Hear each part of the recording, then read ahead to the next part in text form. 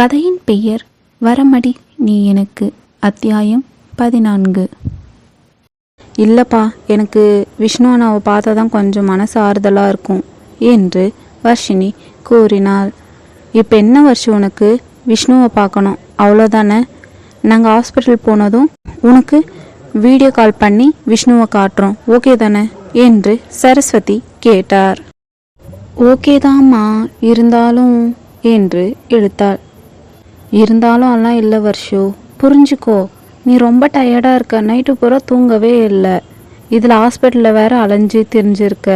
நீ அங்கே வந்தாலும் இன்னும் டயர்டாக இருக்குமா உனக்கு? நீ இன்னைக்கு பூரா ரெஸ்ட் எடு, நாளைக்கு விஷ்ணுவை போய் நீ பார்ப்ப என்று சரஸ்வதி கூறினார். சரிம்மா, நீங்கள் போயிட்டு வாங்க. ஹாஸ்பிட்டலுக்கு போயிட்டு எனக்கு கால் பண்ணுங்க, நான் வீடியோ காலில் விஷ்ணு அண்ணாவை பார்த்துக்கிறேன் என்று வர்ஷினி கூறினாள். சரிடா பாப்பா, எந்த ஹாஸ்பிட்டலில் அட்மிட் பண்ணியிருக்க விஷ்ணுவை என்று ராமலிங்கம் கேட்டார். அம்மா சொல்லலையாப்பா? அம்மா கிட்ட ஏற்கனவே சொல்லியிருந்தனே என்று வர்ஷினி கூறினாள். ஆமாங்க, வர்ஷு ஏற்கனவே சொன்னான், நான் சொல்ல மறந்துட்டேன்னு நினைக்கிறேன் என்று சரஸ்வதி கூறினார்.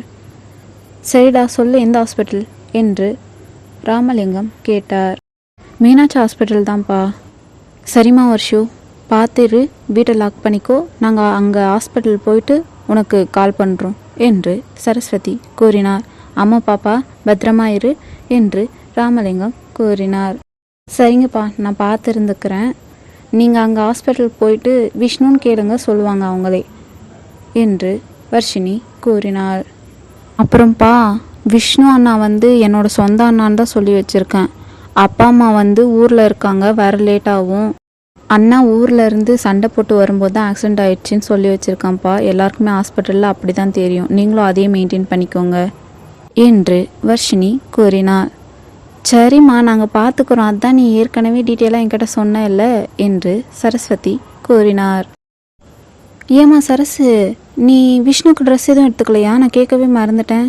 நானும் நினச்சேங்க ட்ரெஸ் எடுத்துக்கலான்ட்டு, அப்புறம் விஷ்ணுவோட சைஸ் தெரியாதா, அங்கே போய் பார்த்துக்கலான்னு விட்டுட்டேன். ஆனால் பெட்ஷீட்டு அந்த மாதிரி தேவையானதெல்லாம் எடுத்து வச்சுருக்கேங்க என்று சரஸ்வதி கூறினார். சரிம்மா, போயிட்டு வரோம், பார்த்துரு என்று கூறிவிட்டு ராமலிங்கம் மற்றும் சரஸ்வதி இருவரும் மருத்துவமனைக்கு சென்றனர். எதுக்கும் நம்ம அந்த சிஸ்டர் கால் பண்ணி அப்பா அம்மா வர்றதை இன்ஃபார்ம் பண்ணிடுவோம் என்று வர்ஷினி அந்த நர்ஸிற்கு ஃபோன் செய்தாள். சொல்லுமா வர்ஷினி, ஏன்னா நீ இன்னும் வர லேட் ஆகுமா என்று செவிலியர் கேட்டார். இல்லை சிஸ்டர், நான் வரலை. நீ வரலையா? அப்போ யாரும் அண்ணாவை பார்த்துப்பா என்று செவிலியர் கேட்டார். இல்லை சிஸ்டர், நான் வரலை, அப்பா அம்மா வந்துட்டுருக்காங்க, இன்னும் ஒரு 20 நிமிஷத்தில் ஹாஸ்பிட்டல் வந்துடுவாங்க என்று வர்ஷினி கூறினாள். சிஸ்டர், அண்ணா கண் முழிச்சிட்டாங்களா என்று வர்ஷினி கேட்டார். இல்லைம்மா, இன்னும் கொஞ்ச நேரத்தில் கண் முழிச்சிருவாங்க அப்படின்னு டாக்டர் சொன்னாங்க. டாக்டர் ஒரு அரை மணி நேரத்துக்கு முன்னாடி உன் அண்ணாவை செக் பண்ண வந்திருந்தாரு. அப்போது உன்னை கேட்டாருமா? ஏன் சிஸ்டர், ஏதாச்சும் பிரச்சனையா? அண்ணா நல்லா இருக்காருல்ல? உன் அண்ணாக்கெல்லாம் ஒன்றுமே இல்லைம்மா, அவர் நல்லா தான் இருக்கார், இன்னும் கொஞ்ச நேரத்தில் கண் முழிச்சிருவார். உன் அண்ணாவை நீ தானே பார்த்துட்டு இருந்த, அதனால தான் டாக்டர் எங்கே உன்னை காணோன்னு கேட்டார். அப்புறம் நான் தான் நீ வீட்டுக்கு போயிருக்க, இன்னும் கொஞ்ச நேரத்தில் வந்துடுவேன்னு சொன்னேன் என்று செவிலியர் கூறினார். வேறு எதுவும் அண்ணாக்கு பிரச்சனை எதுவும் இல்லை சிஸ்டர்? அதெல்லாம் ஒரு பிரச்சனையும் இல்லைம்மா, உன் அண்ணா நல்லா இருக்கார், இன்னும் கொஞ்ச நேரத்தில் கண் முழிச்சிருவார். நீ வருவேன்னு பார்த்தா நீ வரலன்னு சொல்கிற. சரி, உன் அம்மா அப்பா எப்போ சேருவாங்க எங்கள் ஹாஸ்பிட்டலுக்கு? அவ்வளோதான் சிஸ்டர், கிளம்பிட்டாங்க, இன்னும் ஒரு 10 நிமிஷத்தில் வந்துடுவாங்க. அது வரைக்கும் பார்த்துக்கோங்க, அதுக்கப்புறம் அப்பா அம்மா பார்த்துப்பாங்க. சரிம்மா, மெதுவாகவே வர சொல்லு, நான் பார்த்துக்கிறேன் அவங்க வர வரைக்கும். சரிங்க சிஸ்டர், ரொம்ப தேங்க்ஸ் சிஸ்டர் பார்த்துக்கிறதுக்கு. அதெல்லாம் ஒன்றும் இல்லைம்மா, இதுதான் என்னோடய வேலையே, இதுக்கெல்லாம் நீ தேங்க்ஸ் சொல்லணும்னு அவசியம் இல்லை. இருந்தாலும் சிஸ்டர், நான் கேட்குறப்பெல்லாம் ஒரு நிமிஷம் கூட யோசிக்காமல் எனக்கு உதவி செஞ்சுருக்கீங்க. எல்லாருமே இந்த மாதிரி அவங்களோட வேலையை விட்டுட்டு உதவி செய்வாங்களான்னு தெரியல. உங்களுக்கு எவ்வளோ நன்றி சொன்னாலும் பத்தாது சிஸ்டர், என் மனசார சொல்கிறேன், ரொம்ப நன்றி என்று வர்ஷினி கூறினார். சரிம்மா, தேங்க்ஸ் சொன்னதெல்லாம் போதும், அப்புறம் என்ன, நீ நாளைக்கு தான் வருவியா? ஆமாம் சிஸ்டர், நான் நாளைக்கு தான் வருவேன்.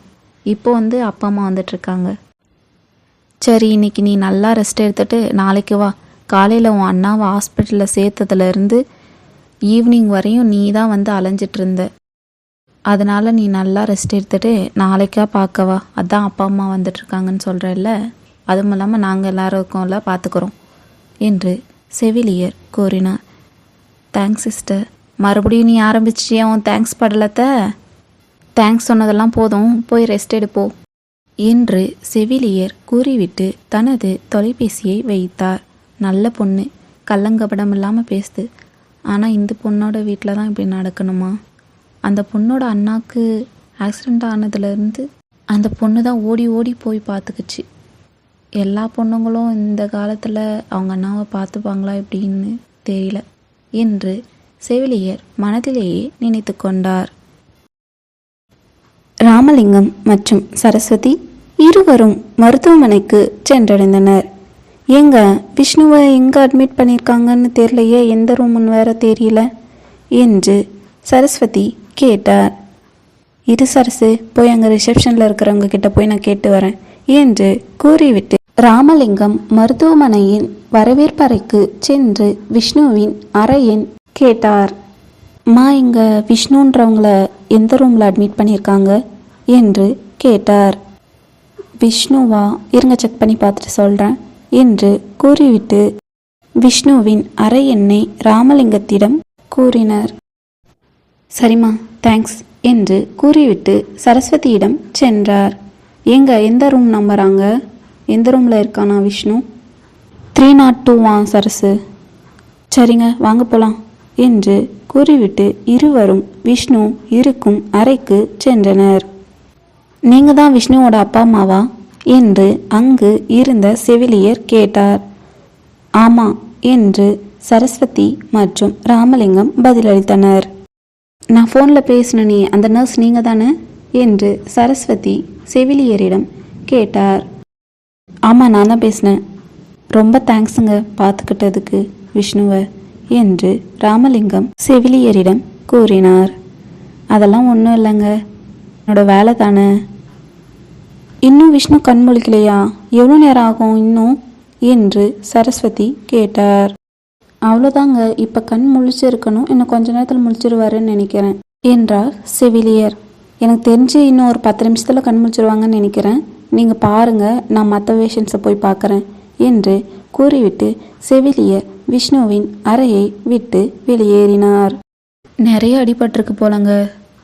விஷ்ணு கண்ணு திறந்தா வேற வலிக்கும்ல என்று சரஸ்வதி கேட்டார். ஆமாம் சரசு, நிறைய இடத்துல காயம் பட்டிருக்கு தான், வலிக்க தான் செய்யும். அதுதான் ஒரு 4 மாதத்தில் எதுவும் வேலை செய்யாமல் இருந்து மறுபடியும் கை நல்லாயிரும்னு சொல்லியிருக்காங்கல்ல, பார்ப்போம் என்ன ஆகுதுன்ட்டு என்று ராமலிங்கம் சரஸ்வதியிடம் கூறினார். சிறிது நேரம் கழித்து விஷ்ணு தன் கண்களை மெதுவாக திறந்தான். எங்க அங்கே பாருங்க, விஷ்ணு கண்ணை திறக்கிறான், நீங்கள் போய் டாக்டரை கூப்பிட்டு வரீங்களா என்று சரஸ்வதி ராமலிங்கத்திடம் கேட்டார். சரிம்மா, நான் போய் டாக்டரை கூப்பிட்டு வரேன் என்று கூறிவிட்டு ராமலிங்கம் மருத்துவரை அழைப்பதற்காக சென்றார்.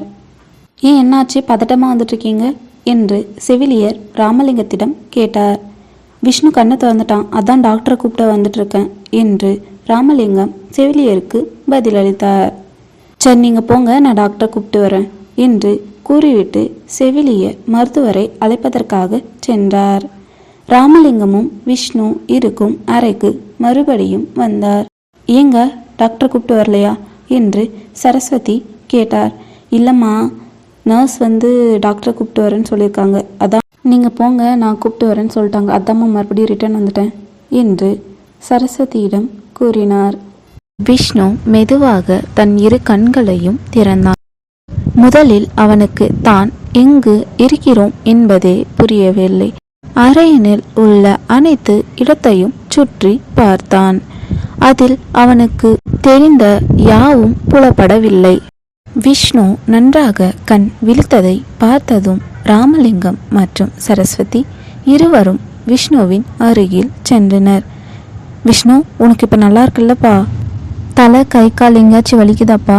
சொல்லு, டாக்டர்கிட்ட சொல்லிடலாம் என்று சரஸ்வதி விஷ்ணுவிடம் பேசிக்கொண்டிருந்தார். ஆமாப்பா, இப்பயே சொல்லிடு, நம்ம டாக்டர்கிட்ட பேசிக்கலாம் எதுவாக இருந்தாலும் என்று ராமலிங்கம் விஷ்ணுவிடம் கூறினார். விஷ்ணு இருவரின் முகத்தையும் குழப்பமான முகபாவத்துடனே பார்த்து கொண்டிருந்தான்.